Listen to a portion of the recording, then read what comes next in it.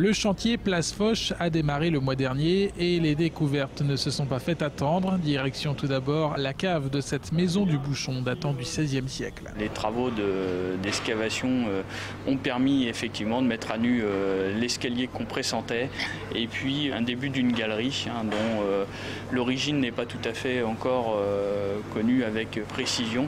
Mais on peut supposer qu'une partie de cette galerie partait vers l'hôtel de ville et une autre partie vers l'église Saint-Jean. À l'extérieur du bâtiment, c'est un imposant mur d'enceinte qui a été mis à jour. Son mètre 60 de largeur permet de distinguer deux époques, l'une d'avant 1524, l'autre du XVIIIe siècle. À cela s'ajoute une ultime découverte, le foyer et le conduit d'une cheminée de 500 ans. On a pu découvrir des traces d'une ancienne cheminée qui n'avait pas été anticipée au moment, ou détectée au moment des études. Les parties intéressantes sur le plan patrimonial sont restaurées, seront conservées et mises en valeur dans le cadre, au niveau de l'accueil d'ailleurs, de cette future maison du tourisme. Ces découvertes lors de la première phase de démolition viennent donc enrichir le patrimoine historique de la maison, un patrimoine qui sera mis en valeur auprès des touristes dans les 700 mètres carrés rénovés. L'objet évidemment d'une maison du tourisme, c'est d'accueillir les visiteurs, mais c'est aussi